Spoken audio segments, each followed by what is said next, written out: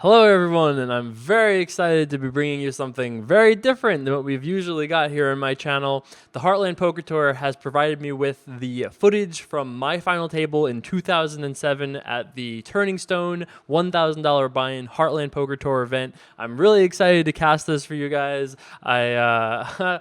This final table was the first big live final table of my entire poker career. Actually, I think my live tournament cashes up till this point were like very close to nothing, like maybe $1,000 or something like that. So this was my first major final table. It was a turning point in my poker career, and I'm really excited to get to cast that for you guys. So let's hop in there and take a look.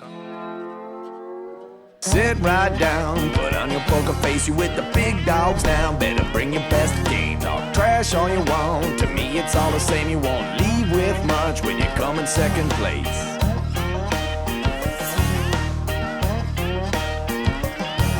I'm the one with the stack showing 7 to the jack. Gonna cry to your mama cause I'm sending you back. I'll be the last man standing with the money in my hand. I'll be the last man standing with the money in my hand.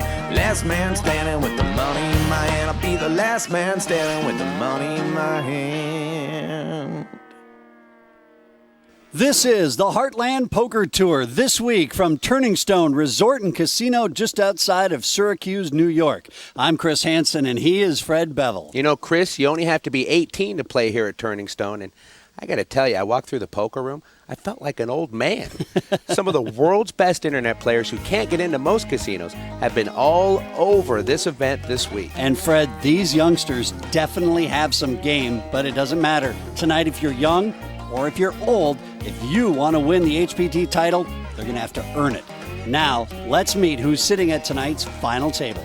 In position number 1, it's the newlywed at our final table. JT Moody just got married a little under a month ago, and he begged his wife to let him be a professional poker player. She said, I'll give you 6 months, which is exactly 6 months longer than my wife gave me.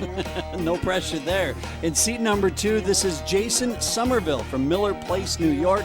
Just 20 years old, but very accomplished. Fred graduated high school a year early, teaches martial arts, and he's 1 year away from a business degree. In position number 3, it's Adam Junglin, one of the youngsters at our final table at only 19 years old. Adam has some big tournament experience, mostly online. He said he's been in this situation before. He's had this kind of stack. He just doesn't want to blow it. And Fred, here's another kid that we have shoes older than. This is Ty Reimer from Morton, Illinois. He's 19 years old. And Fred is a beginner's luck. He does well on the internet, but this is his first ever live tournament. In position number 5, it's Jim Harris from Ocala, Florida. Chris, he used to buy and sell racehorses for a living. That's more of a side job now. He's been a professional poker player for the last 3 years, and he's doing all right with $258,000 in chips. And finally, in seat number 6, this is 31-year-old Will Serfass from nearby Rome, New York. He's a professional poker player as well, and he donates 10% of his winnings at poker to the Jimmy V Cancer Research Foundation. And here is the booty on the line here at the Empire State, over $51,000 for our newest HPT champion. And the first person knocked off our final table tonight, Chris, still leaves with a little over $7 grand. Let's get the cards in the air next on the Heartland Poker Tour.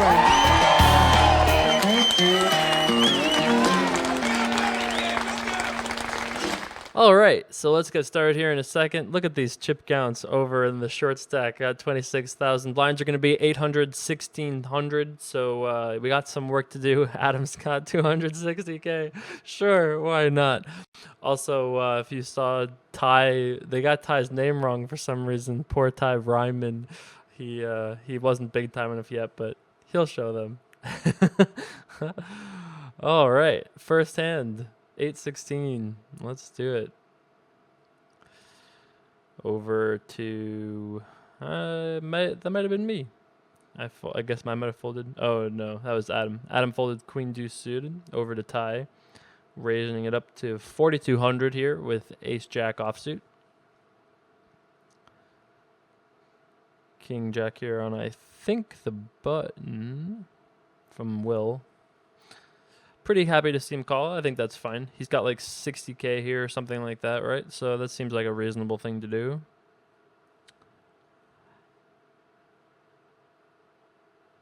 Over to the blinds. Oh, my first hand of televised poker. Perfectly played. Easy fold. Easy fold. Get out of here. All right. Off to the flop we go. Pretty good flop for King Jack. He's managed to flop a double gut shot, 2 overcards. Pretty sweet. Ty decides to bet, which I think is fine. Not sure what Ty bet, but I think he bet like... The blue chips are 1,000, the yellow chips are 500, the pink chips are 5K, and the black chips are 100, by the way. So Ty looks like he bet like 7,000, maybe 8,000, and Will calls 7,000. Turn card is the 4 of diamonds. Doesn't really change anything. Interesting to see Ty check. One of the things about televised poker that I like the least for analysis purposes is that because obviously it's a show, they cut how long it takes before a person makes a decision. And that's a useful amount of information that we don't have just, given the format of television. So I'd have liked to seen how long Ty took before he checked. But, we don't have that here. Ty asks for a count as soon as Will bets, or it looks like that. And I think, Ty decides to shove, which is interesting. He does like this, like, I'm all in. He like flings his hands out there a little bit. I mean, this was Ty's first live tournament, so you can't be, can't be too hard on him. But it's kind of funny to look back and see.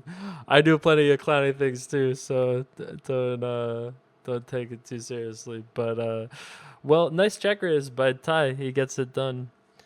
I would have thought he would have ended up check calling there, but he ends up check shoving for like the extra 50K or whatever that Will's got. Well played, all in all. Over to Jim, who is now under the gun. Pretty sure this is only a couple hands later. I was just big blind, so this is at least 2 hands later. That also is information that we don't have access to, so figuring out like why people open certain hands, why they don't open certain hands, like 3-bet dynamics, stuff like that, because a lot of the raise and take it hands don't get shown. So, and those are important to understand dynamics. So when we do run it up, we obviously have that information, but we don't have that for this, obviously. So we just have to make some guesses, and we have less information, but that doesn't mean we can't make good guesses. So Ace Jack suited raised here from JT to 4,200.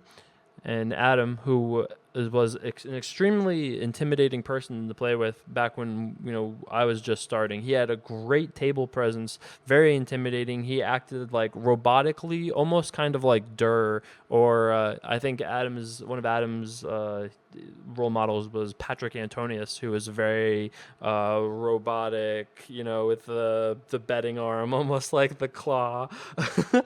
So Adam is great though. Adam's live table presence is very, very good. So Adam decided to re-raise here to 15,000, which I think is fine in the small blind here. And JT decides to just smooth call, which is, I don't know how I feel about that. The guy's only got 20K is the big green stack, or blue stack. The other two is 10,000 apiece. So he's got like 40,000 there. He just put in 15. So he only had like 60 to start the hand. I think I would have preferred him to just make a decision right then and there and either reshove or fold. But I mean, I can't imagine folding a hand this good against Adam. It does go check though, which is kind of strange. You'd also expect to see Adam bet this flop sometimes, but I don't know anything about this opponent. Obviously I haven't played with this guy since this final table, so Adam might have some information that I don't have access to. So I really can't evaluate that.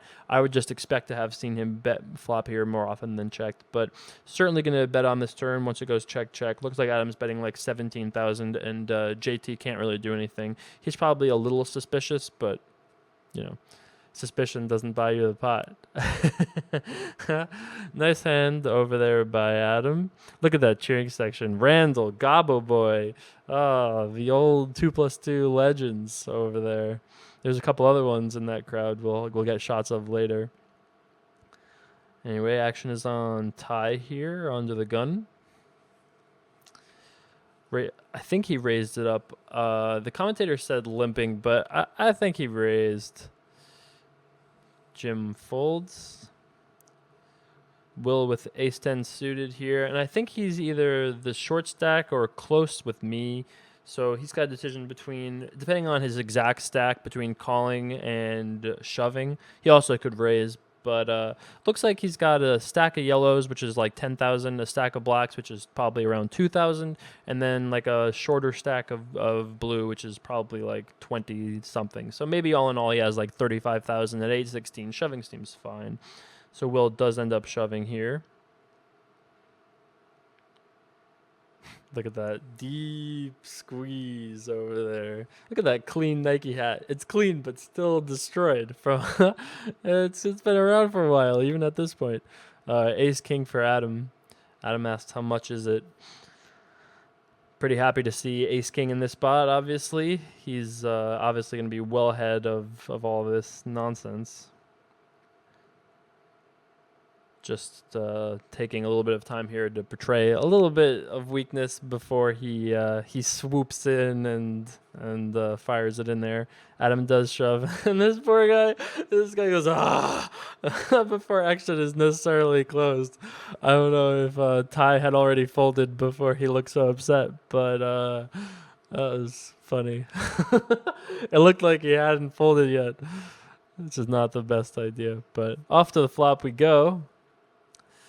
Pretty good flop for the ace-10 of hearts. He's got himself a gut shot, backdoor flush draw. Still good with any 10.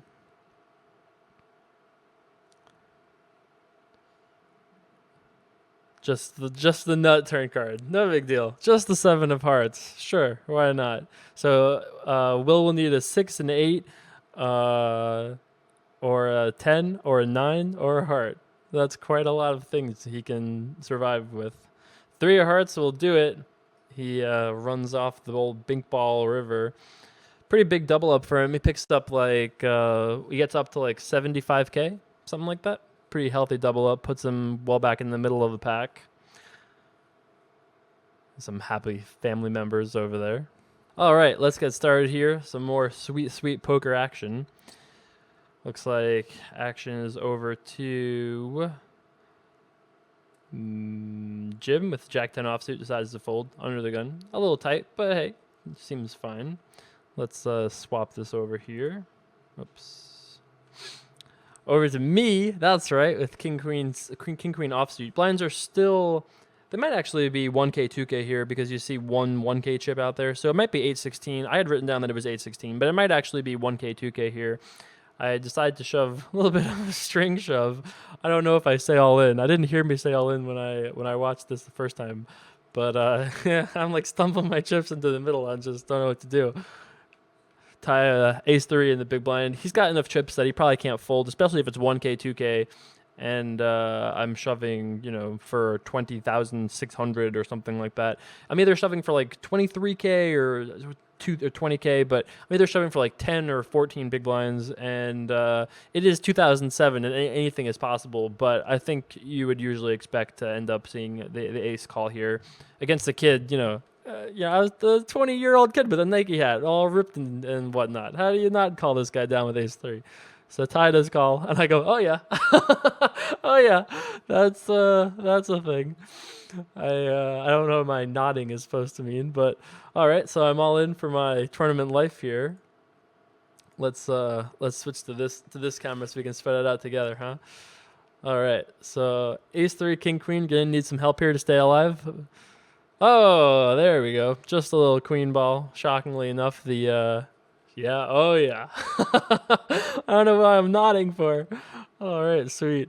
You have to remember that I was such a baby when I was here. This is like 6 years ago. I was just like, oh yeah, that's right. Oh my God. I'm talking to the rail, and it's such a disaster. What a clown. That's right. Not out of the woods yet. Don't get too excited over there, Jake Carver. All right. Over to the next hand. Will decides to fold under the gun. Definitely looks like it's 1K, 2K now. Over to JT, who folds. Like I said before, the pink chips are the ones you want. I've got myself my first 4 of them. Very excited about that. Gonna fold the 8-9 offsuit. Gotta play pretty tight with the killing squad of Adam and then Ty behind me. So I at least try to stick to that advice. Adam decides to raise a queen 5 offsuit. Certainly seems fine to me. He's got himself a hand and the button. That seems fine. Ace 3 of spades for the big blind here. I think it's a pretty easy defend. Jim agrees. Not exactly the best flop for either of these hands, but I think Adam's hand's going to win this way more often. Jim decides to lead out for 10,000, which is kind of interesting, definitely a little unconventional. I don't hate it because to some degree, against some opponents, you're like betting out to almost ask the question like, do I have the best hand? And then if you're playing against somebody straightforward, they'll either say yes or no by folding or continuing. The problem is against doing this with somebody like Adam, that doesn't actually work out to be the case. Adam decides to put some pressure on here, and I think it's a great raise. You know, it's a spot where calling would be okay too, but I think raising is fine for sure if you've detected this to be weak and you want to just come after it. So Adam makes a nice little raise here and picks up that pot.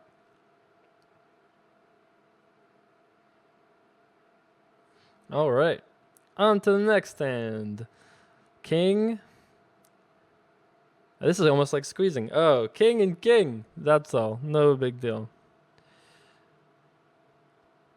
Oh, look at the the 2007 poker. It's a little, you know, maybe Jim always takes this long to raise, in which case then it's closer to fine. But I think that this almost like kind of gives away a little bit the strength of his hand if he's usually like a rhythmic actor, and then this time he like does the whole I don't know what to do, building a raise, taking all these chips. Not only that, but he makes it 9,500, which is way too big for you know what you should be raising at 1K 2K. Will wakes up with ace king suited, pretty unlucky, and decides to just ship it, which is fine. He's probably got like 60K or something like that at this point. So that hand's going in the muck right there. I'm already way gone. Over to Ty, who has just the 2 aces. No big deal. Just ace and ace. Insanely great spot for Ty here. I mean, like, Jim's got so many chips. He has shown strength. Like, you know, if Ty has, even if Ty hasn't been aware of it, it's still raise and a shove. And if Ty has picked up that he thinks Jim might be strong, then he's just really doing like cartwheels in his head over there. So he does decide to shove, and he shoves for a lot. You know, he shoves for like 200 something thousand, and you know they both have like I think Jim has him covered by like 50 or 60K, but they have like 200 and 250 or something like that. So it's a crazy large shove. And I guess we'll switch to this shot for the time being. So yeah, the Will is up and talking, which I think is crazy. He's like up and talking to his friends and stuff, and he's all in. They should not be letting him do that. That doesn't seem like the best thing. But I guess he can't do anything at this point. So I mean, it's obviously really sick. I mean, Jim, you know, if he's aware that he looked strong and then was shoved on twice, you know, you don't love it, but you know, 2 kings, it seems kind of hard. Let's listen in a little bit. Diamonds. And Will has got to figure he's behind and hoping he can get lucky. What he doesn't realize yet is he's going to need a straight or a flush to win this hand. I gotta believe I have the best hand. Back all time. Okay, we just heard Ty has called time on Jim, and so Jim will now have 60 seconds to make his decision. And that's perfectly justifiable by Ty here. He's got the aces. He wants a call. I don't remember how long Jim had taken before Ty called clock, but that's a little crazy. I mean, I don't think that Ty had any kind of like, I'm going to do this to get him to call or anything like that. Like Ty might have, I mean, it was his first live tournament ever, so I don't believe he had this like as a plan that he was like breaking it out for this situation. But it probably will only help, you know, in this spot if you're looking for a call in a situation like this. Maybe. It depends on the person. I don't think Ty had any kind of like design for calling clock. He probably just wanted the guy to act faster, which is the point of calling clock usually. Oh, he does call. And so we will have a Just a 500K three-way pot. monster pot, aces versus kings versus suited Big Slick. This is quite a matchup. Crazy Good hand. hand, bro. Thanks. But I got it suited.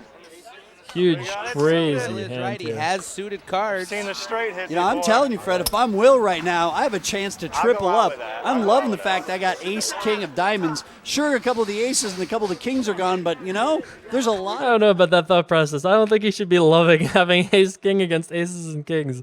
That doesn't seem like the best thing to love. Diamonds, though. There's no diamonds, kid. And the flop is 6, Jack 5 with 2 diamonds. Oh, speaking of diamonds, he Those also numbers hit are jack not with a correct, winning by the card way. for If you're at home straight. thinking that Will has greater than a 4% chance to win this hand, you'd be pretty right. You're pretty right about that. Or a hand like ace, king that is totally dominating this situation. Also, kings is not 38% to win either. I don't know how that happened. You know? And the turn is another 5. Well, now Will is down to diamonds, and Ty is just hoping he sees a black deuce on the river right now. And Jim is going to be looking for the case king to come on the river. Any diamond. No kidding. Buckle up, Fred. Here we You're a go. gentleman, spade. Oh, the river's another 5. Boom. That's worth it. If Fred, there's ever a time to celebrate, it's winning a 500K pot, aces versus kings versus ace king suited at your first live tournament that you make the final table for.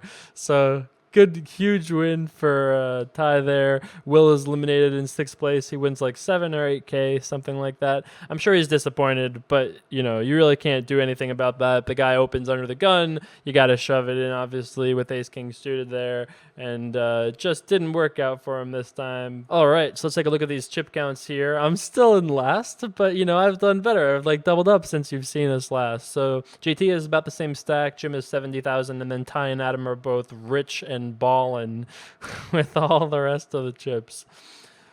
So yeah, this hand is crazy. Obviously, it's like the hands of the final table. I mean, what is there, like 670, 700K in play, and this had a lot of those chips in there. So pretty significant win here for Ty, and I'm a little scared. There are the 2 sickos on my left that have all the chips, so we're going to have to put on my knit shoes for a little while. I'm sure I was aware of that. Well, I guess we'll see. You'd think I would be aware of that, but all right. The beautiful Turning Stone Resort Hotel and Casino, where I played poker all the time from when I was 18 to 21. It is really nice, upstate New York. You know, I mean, it takes a long time to get there, from where I live, at least in real New York, but just say, you know, Long Island. But beautiful. I mean, I have some great memories from going to Turning Stone all the time. The people were always really nice. The place is beautiful, you know, like it's a nice little getaway place. In case you're ever in Syracuse and you need a casino and you're under 21 especially, Turning Stone's your place to go. Not sure what this whole bath thing is all about. I guess we could have done this. I guess for this, it's all just like, the beauty of Turning Stone. All right. Poker time. Let's get back to it. 1K, 2K, 300 Andy now. Let's get the cards in the air. Over to Ty. Look at all those chips. He's got like a pile, 350 or so. Over to Jim. Decides to kick it in the muck. JT on the button says no thank you. And over to the kid with the Nike hat. One of the things that I do during this final table that I never do again is this weird face thing. And it's like a Scott Seaver thing. When Scott Seaver used to go like this, when he was ever playing live, he would do this thing all the time, something like this.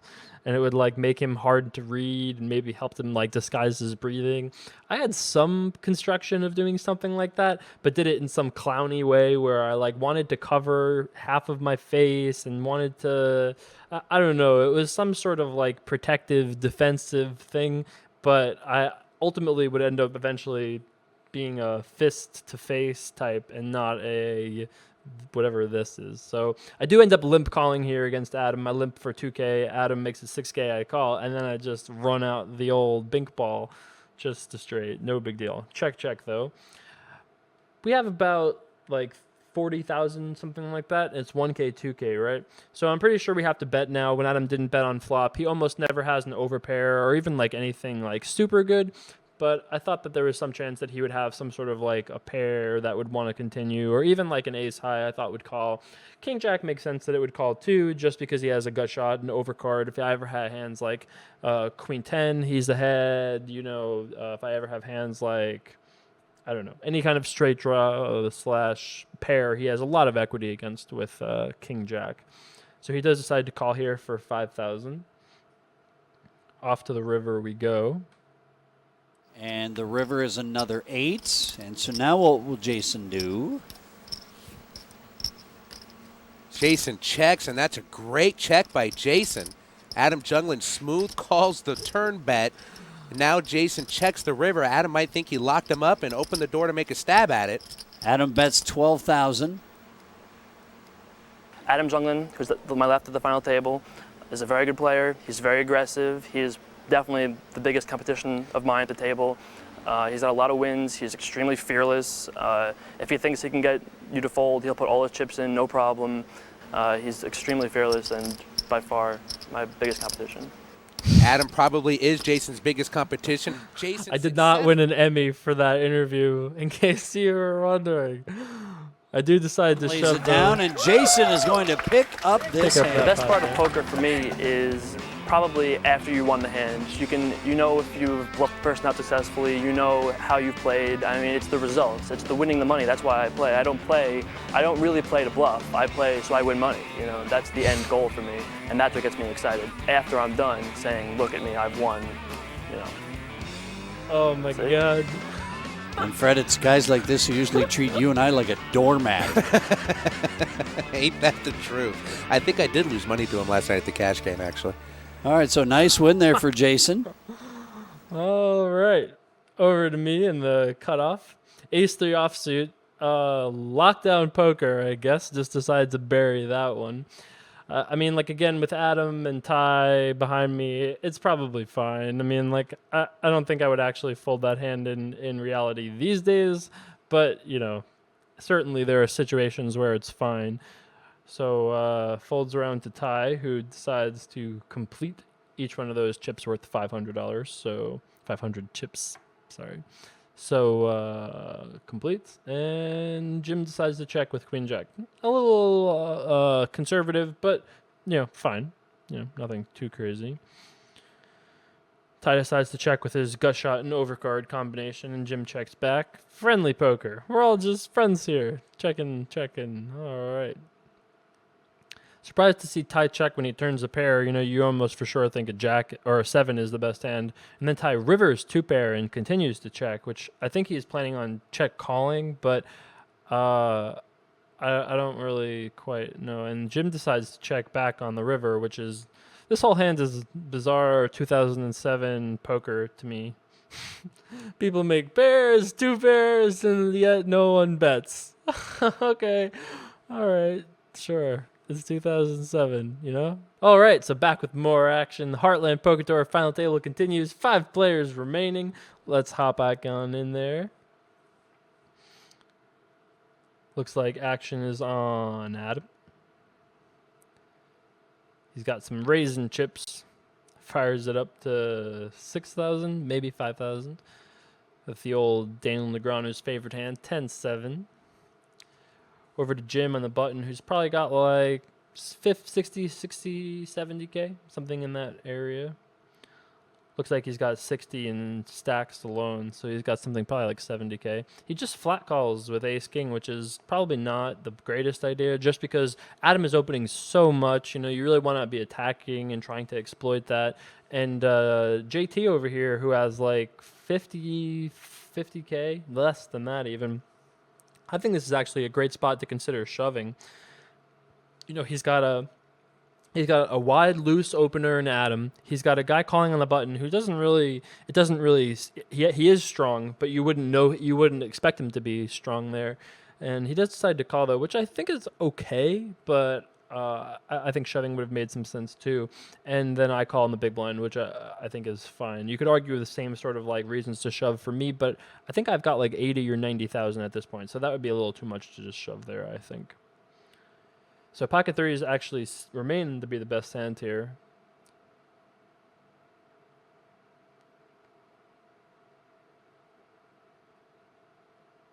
Actions over to Adam. I would think that he would bet in this flop more often than not, just because he was pre-flop raiser and he's the most likely to connect to this board in a powerful way. And this is a good board to start rounding the bullets off. But Adam decides to check here, which I think is okay.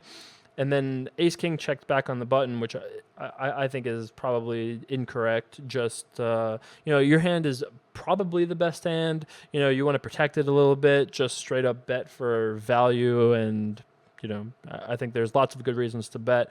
And I think checking is just a little too weak in this spot. So action, I think, checked around. Oh, it's on me. Okay. I've, checked, 6 times now. And Adam decides to bet. Looks like he bet 15,000, something like that. And gets ace-king to fold, which is one of the reasons why you want to re-raise pre-flop, just to protect yourself from making post-flop decisions, post-flop mistakes such as this. And JT decides to shove. I think this is actually a really, really good shove by JT. He rightfully thinks through the process of that. If Adam had him beat on the flop, he probably would have just bet. So unless he happened to have turn to 9, which is possible, Adam could have 9-7 just as easily as 10-7. It's possible, but not likely. So JT makes a pretty good check shove here and takes down a very nice pot. He wins an extra 15K that he wouldn't have got if he had just shoved pre-flop. Well, he would have been all in against ace-king, obviously. But, that worked out pretty well for him. All right. Next hand of poker here. Action over on JT. Queen 4. See you later. Oh, the old 8-5 offsuit.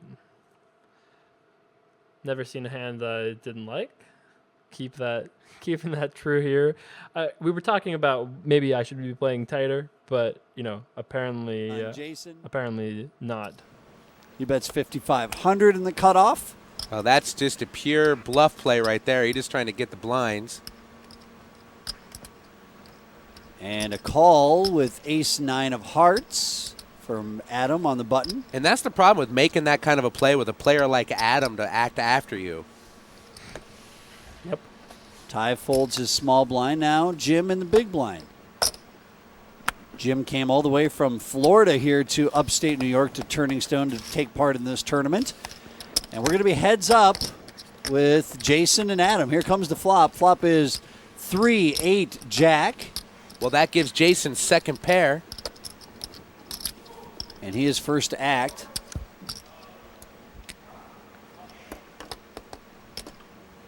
I actually wish that I had check shoved. I think that would have make the most sense here. I mean, I don't know exactly what I have. I can't exactly tell what my stack was, but I think the best play here is probably just to check raise all in, check, let Adam take a shot, and then raise all in with what probably is the best hand and at least has some equity when called.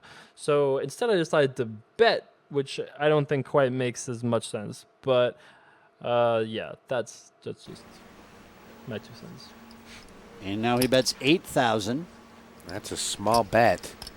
Oh, this I made it 55 pre-flop, 8,000 on the flop. I think that's fine. is why betting these cards, getting involved with 8-5 offsuit Fred, it could be a slippery slope. Adam getting a count of Jason's stack here. Wants to see where 40. Jason's at in the hand financially.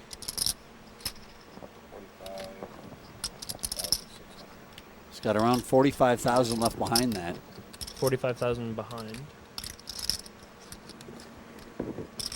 And Adam Junglin could smooth call this right now and make a play on the turn of the river. He's done that already at this final table.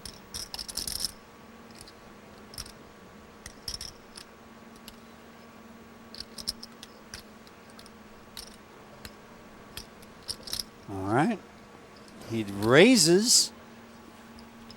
And Adam Junglin once again putting the pressure on his opponent, making him make a decision. And Fred, do you want to make a decision for your tournament life with this 8-5 offsuit you shouldn't have gotten involved with? And that's precisely why Adam Junglin has seen success in poker. I agree with that. But moves like this is what makes Adam so good at poker, and that like he like puts so much pressure on opponents. I actually think because his hand is ace high, and a lot of what I have is like straight draws, flush draws, you know, like hands like this, that if he calls and the turn card is a 10 or queen or a king, like there are lots of turn cards that he can probably win the pot with.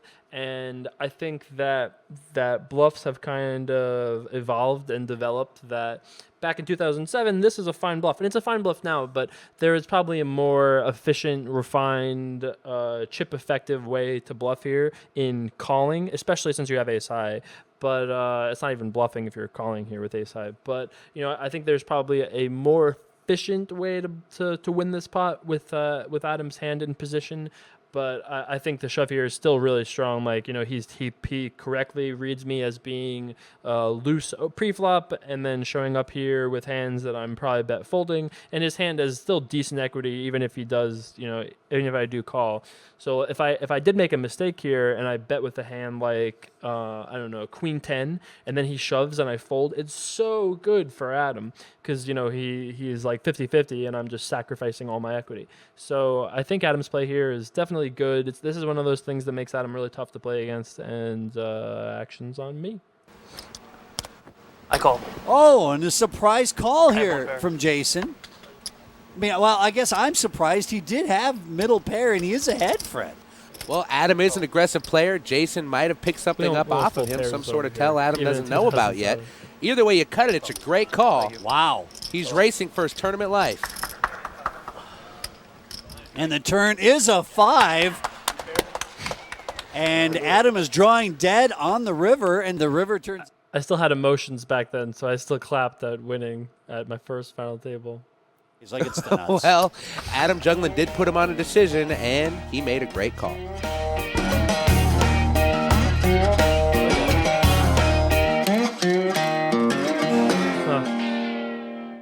So yeah, I mean, I obviously like that once I bet, I think I have to call just because I think Adam is capable of being in there pretty light, and we have enough equity. We have enough equity to continue because he's going to have so many draws and stuff. I'm not loving it, but I think it's a good call, or at least a call I have to make once I bet. So here are the new chip count standings. We got ourselves back up to third place with 110K, feeling like we got all the chips, even though we only have 110. JT still our short stack with 42K, and Ty just sitting in some different atmosphere with like 250 big lines. No big deal. He's just got all the chips. Sure. Jack 4 suited for me. I know those hands anywhere, you know? All right, action over to Ty on the button. I think he raises, but he might have called. I can't tell until we see the actual chips. Blinds went up to 1,500, 3,000. You can tell because there's no more black chips in the pot, and the yellow chips are antes. Also, you can tell that the blinds are 15-3. But yeah. All right, so Ty either raised or called on the button. It looks to me like he just called. There's not really very many chips in this pot. And then the other two players checked and completed in reverse order. So interesting combination of cards that these players all have here. Ty is the worst hand, but is betting with position. And Jim, who has by far the best hand and the worst position, decides to check call for what looks like 7 or 8,000. I think it probably makes a little more sense to check raise just because your hand is going to be so good. You're a little afraid of making mistakes. You're out of position, so you're in weird spots on turns with like this. Like, what do? Do you check raise all in? Do you bet? Do you check call? Like, you know, obviously you could create a plan, and Jim might have created a plan here that will like exploits Ty's tendencies somehow in check calling and then betting on turn, but in a vacuum, without knowing anything about the players, I think I would have liked to see Jim be more aggressive on the flop. But again, I'm not saying this is bad because a lot of things in poker, it's very it's wrong to say things are good or bad because you don't know all the information that the player had. But traditionally speaking, I think I would like to see the ace-6 play a little more aggressively just to make himself have some easier decisions. So pocket aces for JT here. JT. I don't know what that was. So JT shoves here for 30K or so, like 10 big blinds. Adam's got king queen offsuit here on the button. I mean, like, I think he's got a very close decision between folding and calling. I think he's too deep to reshove. He's got like 50 big blinds. That would be quite a lot to reshove into reload reshove period. Whether or not you should call here entirely depends on what you think JT is shoving with. And, we haven't seen him shove. Have we seen him shove yet? We saw him not shove with the 2 3s. So he from what we've seen, we don't really know enough, but he's likely shoving a little bit tighter here than most people. And if that's the case, then, we want to be calling a little tighter.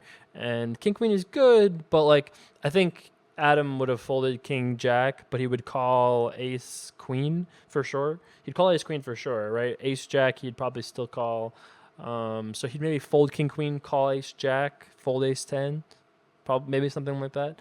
So this is probably right on the edge for him, and you can kind of tell because Adam's not a tanky type of person. So when he tanks here, like I think that's a pretty legitimate decision, which is also one of the reasons why you might want to not call here because you are kind of you've shown the strength of your hand a little bit. So Ty, because it's his first live tournament ever, does the string raise, doesn't say anything, and puts out 200K stacks trying to move all in. Let's I play clashing with each other here. All right, well, Fred, give the kid a break. This is his first live tournament. I'm going to give him a pass. Well, it's like he was clicking the max bet button there. A little bit different at a live game.